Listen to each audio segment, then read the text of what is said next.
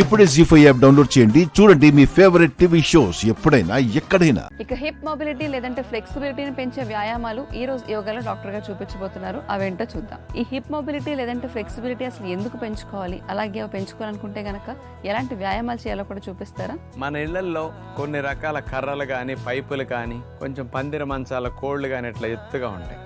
దాని మీద మన కాలు పెట్టేసి 3-4 రకాలుగా మూమెంట్ చేయగలిగితే ఈ తొంటి భాగంలో ఫ్లెక్సిబిలిటీ భలే పెరుగుతుంది. అంటే కింద కూర్చోవాలన్నా లేవాలన్నా ఫ్లెక్సిబిలిటీ బాగా రావడానికి చాలా బాగా ఉపయోగపడుతుంది. అదే జిమ్ముల్లో అయితే ఇట్లాంటి పైపులు ఉంటాయి, కాళ్ళు పెట్టుకుని ఇట్లా వర్కౌట్ చేయడానికి, ఎక్సర్సైజ్ చేయడానికి.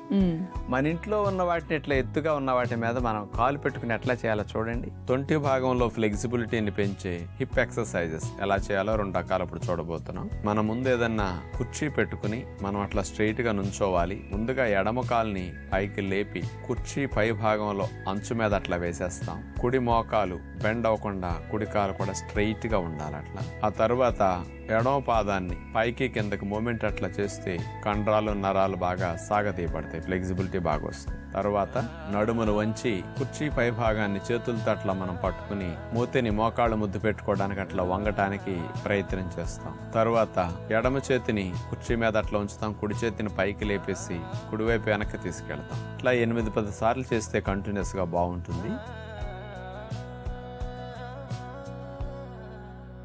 ఇలా అయిన తర్వాత ఈసారి ఎడమ కాలు మీద మనం నుంచుంటాం, కుడి కాలుని పైకి లేపి కుర్చీ పైన అట్లా పెట్టేస్తాం. కుడి పాదాన్ని పైకి కిందకి అట్లా మనం కదుపుతాం, పైకి కిందకి. ఆ తర్వాత 2 చేతుల్ని కుర్చీ పైన అట్లా పెట్టేసేసి మోకాళ్ళ ముద్దు పెట్టుకోవడానికి తల భాగాన్ని మూతి భాగాన్ని మోకాళ్ళ దగ్గరికి బెండ్ చేసి తీసుకెళ్తాం. అలా ఉన్న తర్వాత కుడి చేతిని కుర్చీ మీద పెట్టేస్తాం. ఈసారి ఎడమ చేతిని పైకి లేపేసి వెనక్కి తీసుకెళ్తాం ఎడమ వైపుకి. కంటిన్యూస్ గా ఎడమ చేతిని పైకి కిందకి అట్లా మూమెంట్ చేస్తాం. కాలు అట్లా సాగదీసి కుర్చీ మీద లేపి ఉంచినందువల్ల ఇట్లా కదిపినప్పుడు తొంటి భాగం దగ్గర ఫ్లెక్సిబిలిటీ బాగా పెరుగుతుంది అన్నమాట.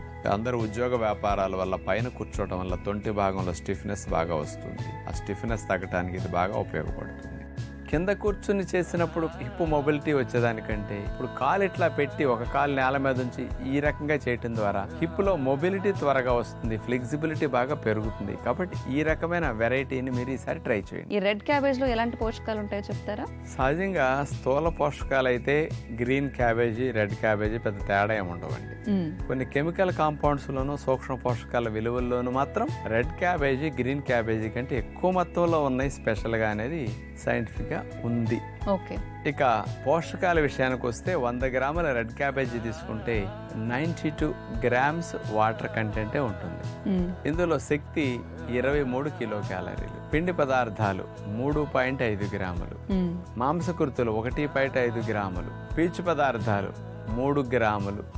ఇక సూక్ష్మ పోషకాలు కొన్ని తీసుకుంటే విటమిన్ సి 43 మిల్లీగ్రాములు, ఫోలేట్స్ 34 మైక్రోగ్రాములు, విటమిన్ కే 117 మైక్రోగ్రాములు. ఇలాంటివన్నీ స్థూల సూక్ష్మ పోషకాలు ఈ రెడ్ క్యాబేజీలో ఉన్నాయమ్మా.